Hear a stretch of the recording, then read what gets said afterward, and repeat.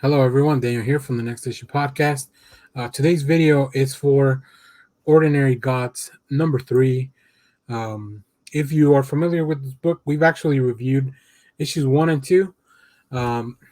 And I was lucky enough to get both issues 1 and 2 in advance. So I want to continue reviewing this book as long as I can. So let's go into the credits before we get into the review. This book is written by Kyle Higgins, with art by FELIPE Watanabe and colors by Frank William, letters by Clayton COWLES. This is an Image comic.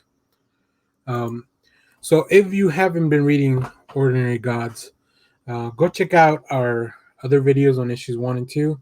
But overall, we have this world where these entities kind of live over and over again.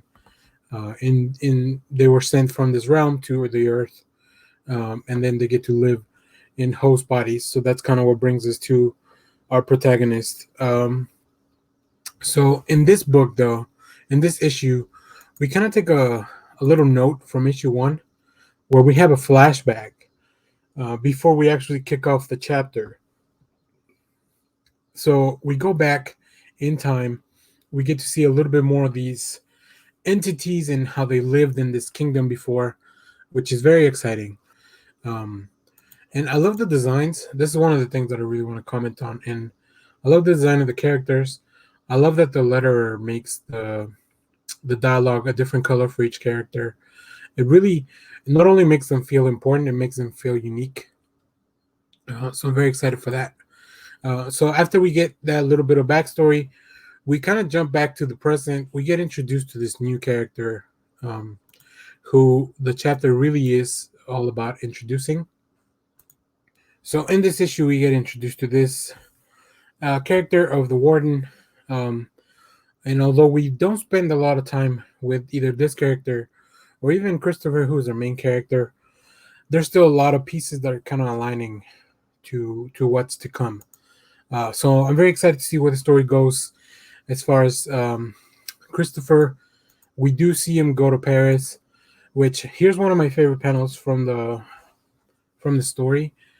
I like Christopher himself in this book has never been to Paris, but then the way the art team, he says no, but I remember it, and then we have these 3 different panels of the entity that Christopher embodies, having been there before in prior lives. I think that's really cool. I just really love the concept of these entities kind of inhabiting bodies and living lives over and over, and that's kind of how they fight in these mortal bodies, but they still have to come back, and everybody's kind of out for their own mission. I'll show one last panel for the art before we wrap this up. I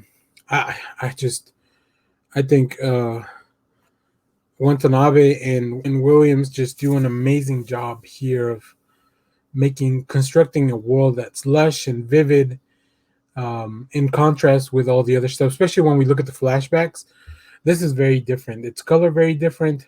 The pencils are very different. They're not as tight and they're not as detailed, but the world still feels like it's real, like it's tactile, which is there, which is one of the cool things that I am reading this digitally, but I think it's cool when you're reading a book that you kind of get to pace yourself. So, and then also panels like the one I just showed help a lot with the pacing, because I'm not one of the people that just kind of reads the words and moves on. I like to take time to explore and what's going on, look at all the little details. There's a reason that artists put, like stuff there. We see here somebody's taking a selfie. We see somebody hugging. We see the paintings, and then this guy doesn't have any, 2 artists on the streets. We have somebody hanging out with their dog. So overall, I really enjoyed this issue. I haven't read an independent book month to month in a long time, but there's been so much good stuff coming out recently from Image, Vault, Boom, like all these other, and even some of the DC Black Label stuff that has nothing to do with superheroes. It's been so good that I just have to read it month to month. Normally, I enjoy reading all things at once the arc is complete, but this one has been so much fun that I don't mind doing the month to month and trying to, because I'm doing the reviews, that it helps me kind of get back in the headspace of what I'm doing. So very cool. So yeah, thanks for watching, everyone. Remember to share, like, subscribe, leave a comment in the comments below. Let me know if you're reading this. Let me know what other books from Image you may be reading or you may want us to review. Remember to check out our Patreon. There's a link on the description. And remember to hit the bell so you know when we go live. That's most Sundays at 10 a.m. Central. We took a week off, but we should be back full force pretty soon this week. So thanks for watching, everyone. Bye-bye.